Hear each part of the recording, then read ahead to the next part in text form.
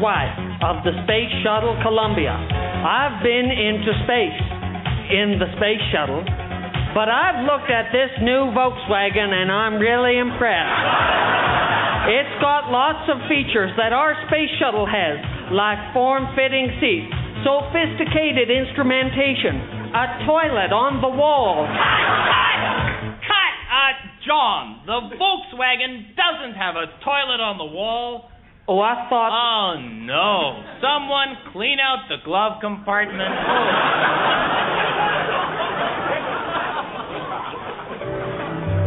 I mean, it's just awful. They're just floating, right, in the water, right in front of my cottage, and they're all dead. And they got these big round eyes, and they're crying great big fishy tears. Yeah. I mean, it's the saddest thing I ever see. Bartender, another drink for the Canadian ambassador here.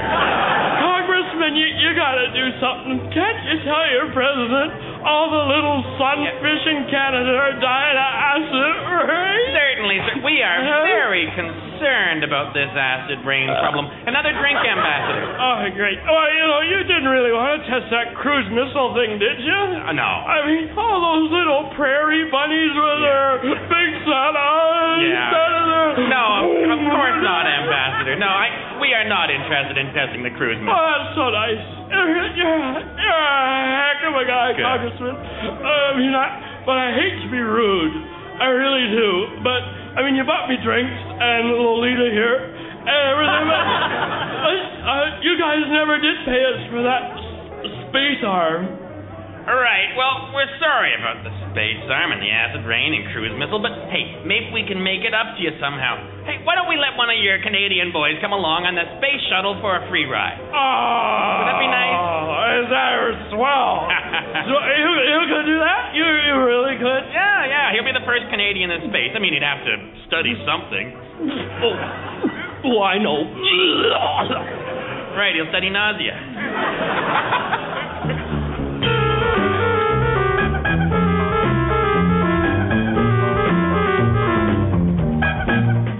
Hello out there in Gullibum Media Consumer Land. This is Dr. Wallaby Goldfarb with another heaping helping of scientific knowledge.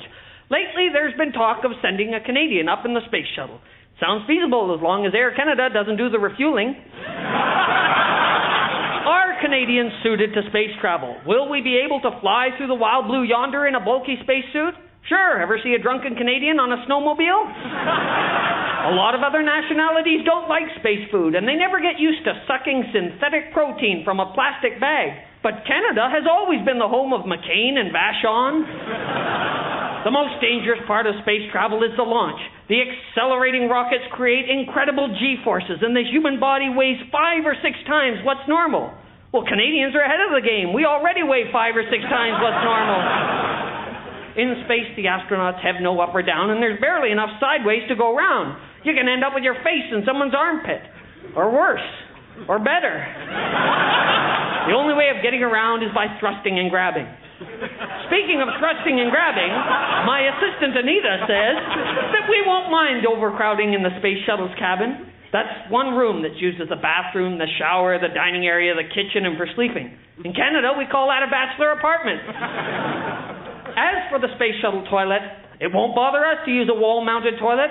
If you've ever been in a bar in Calgary on a Saturday night, you know Canadians aren't embarrassed about relieving themselves into a hole in the wall. In fact, the space shuttle will seem like luxury first because we won't have to punch the hole in the wall in the first place.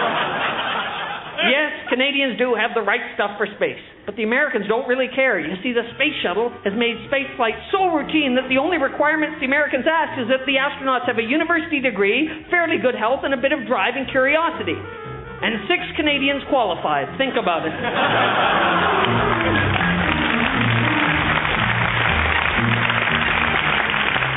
Yes, sir.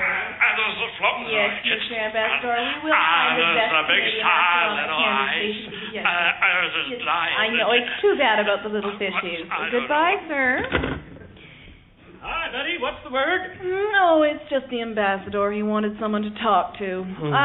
Send in the first astronaut applicant, please. Ms. Clark will see you now. Thank you.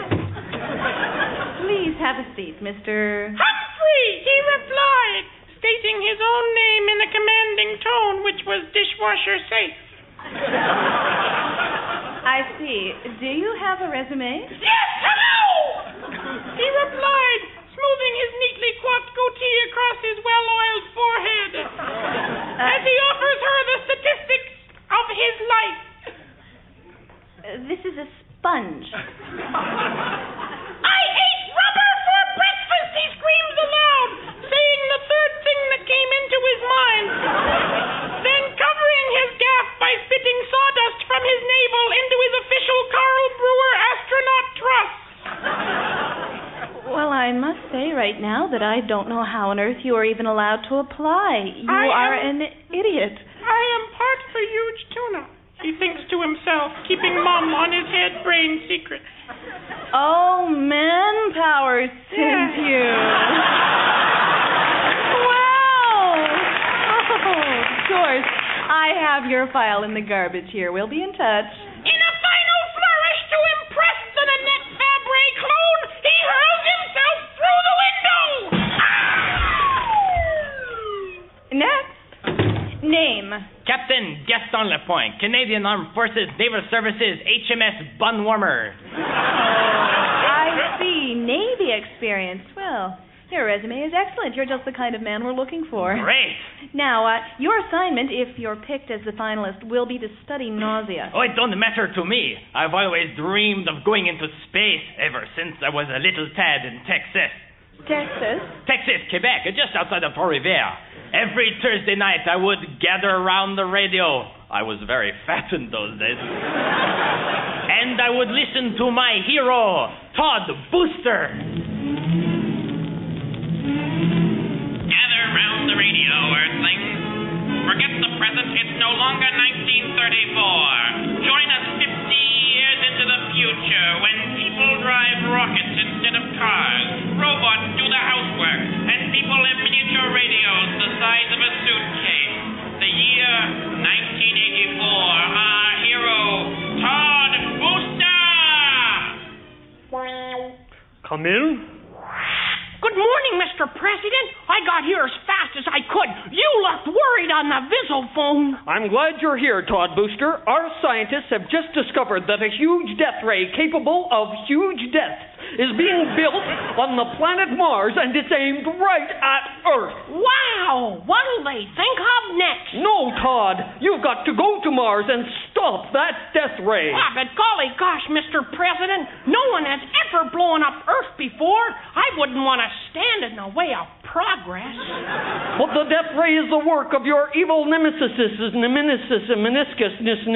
foe. The evil galactic warlord, Moo Bunnylips. Moo Bunnylips? Yes. Michael Nesmith. The big bad guy? Yes, and if you don't stop him, Earth will be destroyed. You can count on me, Mr. President. Hey, Professor Gumbo! Why, if it isn't little Todd Booster. Professor Gumbo, I've got to get to Mars to destroy an evil death ray aimed at Earth.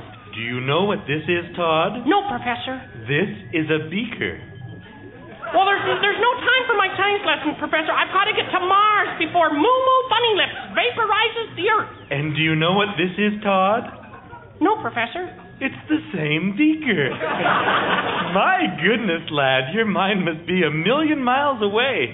But then your cerebral cortex would be very long. Professor, I gotta get to Mars! Mars! I've got this super deluxe interplanetary rocket that will get you to Venus in 5 minutes. But I don't want to go to Venus, Professor. Do you know what this is, Todd? It's the same beaker again. You're learning, lad.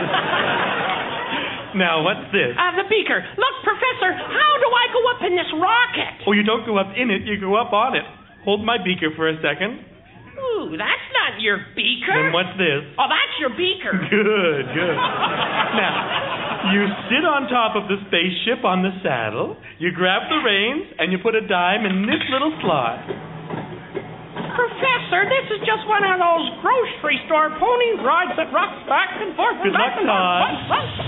You know what this is? Whoa, let's see. How do I steer this thing? Oh, there's Mars dead ahead.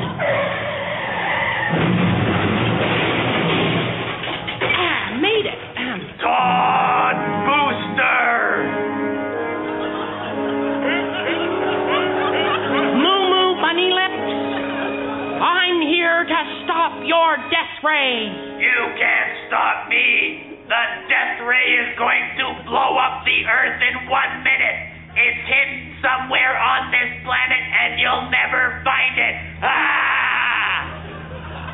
Is it that thing you're standing in front of? Lucky guess. But you'll never deactivate it in time. Ah! There's a switch marked off. Here goes nothing. There, that got it. Curse you, Todd Booster. You foiled my wicked and essentially unmotivated plans again. Now, you promise not to threaten Earth again. I promise. Now, Todd. Yeah? Come behind this canal. I'll give you some candy if you'll let me show you something. Oh, neat. It's a beaker. Wow.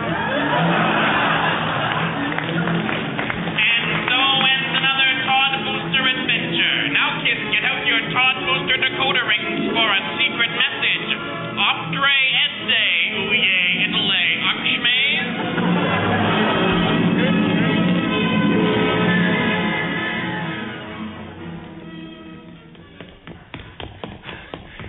Must tell him the news. Sir, Mr. Ambassador, sir, the Russians have beaten us to the punch. Oh, lousy commies. I'll never drink vodka again. Pass me the rye. Listen to the radio, sir.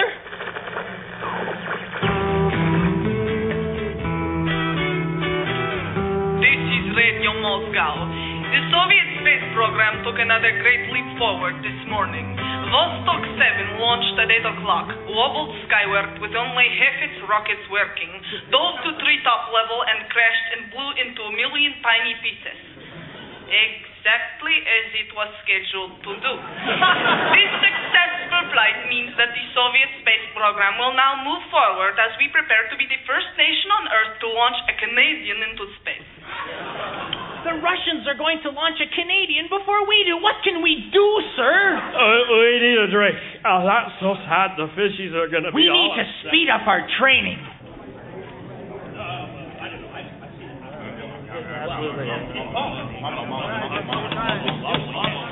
At ease, at ease. Attention. Just fooling. At ease, at ease. I'm Commander Blither. So you're the candidates for Canada's space contest. Thing, mission, program. You men and women have the right junk, the courage, the strength, the self-control to look death in the eye and not go, woo, oh, wow, bigger than I thought, yeah. Now we've just received an enormous setback. The filthy, stinking, godless commies have announced that they plan on being the first to send a Canadian into space. It's not enough that they beat us at hockey. I know what you're saying. You're saying, and it sounds like a crowd. But the time for mumbling is over. We must have action. Tomorrow the space shuttle lifts off and one of you will be aboard it. Stop mumbling. Take the socks out of your mouth. Now, it won't be easy, and none of you have had nearly enough training, so you might die. But I need a volunteer. Who will it be? Humphrey nonchalantly raises his arm and steps forward, wearing his custom-fit Michael Jackson-type spacesuit. Sit down, you. Get out of here. You failed every astronaut test except eating upside down. He smiles proudly, displaying his super-developed esophagus. Yeah, get out of here. Humphrey tenses up his buttock area for the inevitable contact with the size 13 work boot. And stay out. Now, who will it be? Who's going to volunteer? Think of your country. Come on, think of your country. Canada, flat in the middle, high at one end. Oh, aren't you ashamed of yourself? Come on, someone, think of all the satisfaction you'll get. How much? I don't know. Enough, Bill. Oh, a Chevy station wagon? Yes. Like with the seat folded down? Yes, look! The commies may already be on the launch pad right now, and I'll bet they already got a Canadian. They didn't stand around gabbing like this. They'd come right up to you and put a bayonet in your back and say, come with us, we're putting you in space. And you wouldn't have a choice. You could be right in the middle of your Cocoa Puffs, and bang, they take you away. Oh, they're ruthless. I wish we could be, but it's a democracy. So, we need someone. All right, you, what's your name? Gaston Lapointe. All right, all those in favor of Gaston going in space, say aye. Aye. Yeah, good, fine. Now sign this, quick. It's a release form. Just sign it. Don't change your mind. No thinking. Don't think. Woo, woo, woo, woo. No thinking. Woo, woo. No thinking. Woo, woo. There, okay, you signed it. He did. You saw it. All right. The rest of you are dismissed. But we're keeping your blood and other samples. No, I'm sorry. Now, excuse me, as I prepare Gaston here for the greatest adventure of his life. Oh, great! A 10. I don't know. Who cares? Welcome aboard, Gaston. This is Mike McMichaels at Cape Canaveral for the launch of the Space Shuttle Columbia that will take 4 Americans and 1 Canadian into space. The shuttle will be carrying many experiments and several satellites. One experiment is the Henny Youngman 1. With me is the designer of the Henny Youngman 1, stand-up scientist Shecky Weintraub. Take my satellite, please. What is this mission about? It's about 3 days. No, but seriously, folks, it's a gala day for the space program, and a gala day is about all I can handle. We've launched the Henny Youngman 1 to expand man's joke horizons, to boldly go where no laugh has gone before. And why do we need new space jokes? I'm glad you asked me that. This astronaut phones his doctor and says, my stomach hurts. And the doctor says, did you take that capsule I gave you? And the astronaut said, I tried, but I can't swallow the heat shield. I see. It sounds like we desperately need new jokes. We need space-age jokes. On board the Henny Youngman satellite, we have a pool, a newfie, a rabbi, a minister, a priest, and 2 guys named Pat and Mike. When the satellite re-enters the Earth's atmosphere in 4 weeks, we hope to have enough jokes to keep comics busy into the next century. Well, thanks, Shecky. It's almost launch time, and in honor of the Canadian astronaut aboard, the countdown will be bilingual. 10, 9,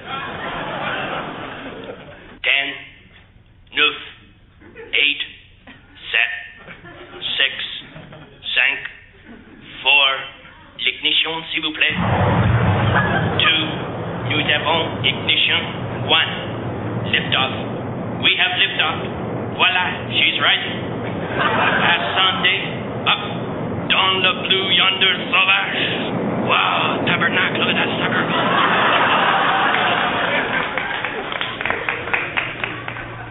TVA minus 3 minutes and counting. RBG is ODM and the LNG is FOU.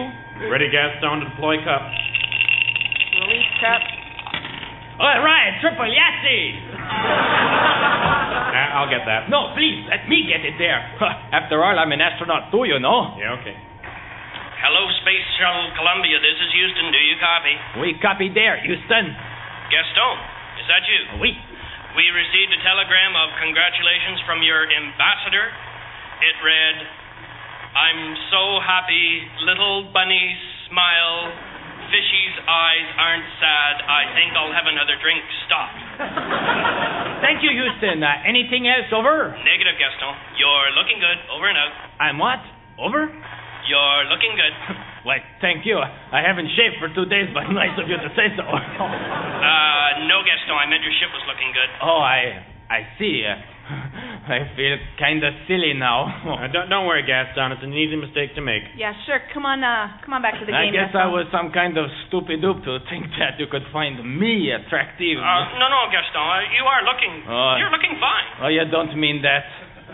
No, I do, seriously. But I got to sign off now. But I guess I'm not the best-looking astronaut ever.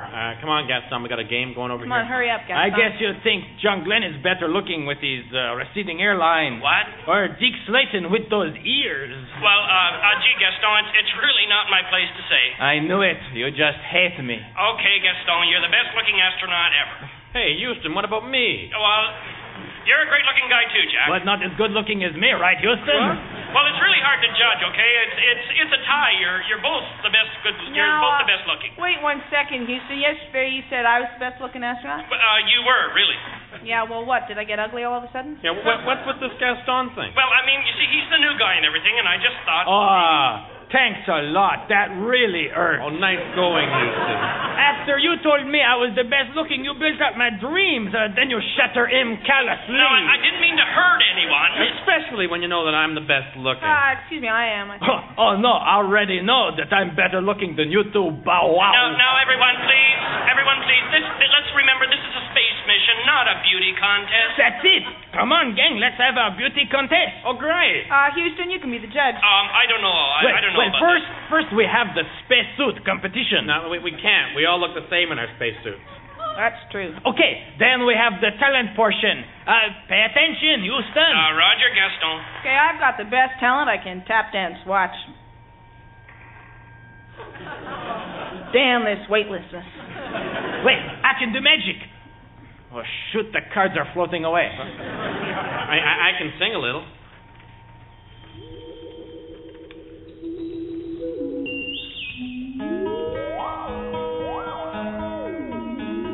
Through endless nights we zoom as emptiness surrounds. Ubiquitous vacuum is filling with a sound. A great white metal bird goes soaring by a comet. The only noise that's heard are sounds of spacemen's vomit. Floating, falling, puking out in orbit as we watch our dinners floating round. We should really mop the floor, but up here in space, there's no up or down. I must return to Earth before I chunder. Get me out of space, it's time to leave. The spinning Earth below fills me with wonder. But if I look too long, I'll start to heave. Inside our metal bubble, you hear a spaceman chuck. But one guy's in big trouble because his helmet stuck. His helmet stuck. His helmet stuck. His helmet stuck.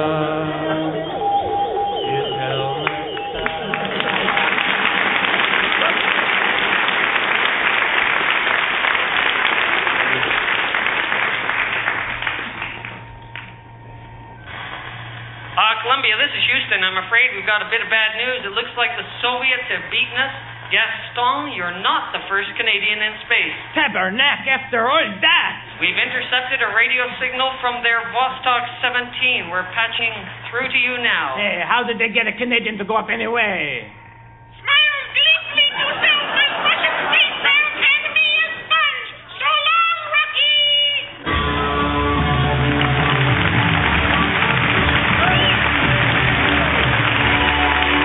Thank you very much, ladies and gentlemen. You have been écouting to Frantic Times, conceived, written, and performed by the Frantics. Paul Chatto, Rick Green, Dan Redican, and Peter Wildman.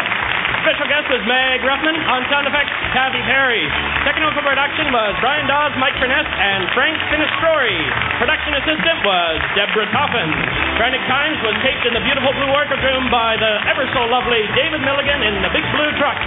Get it? Good night, everybody.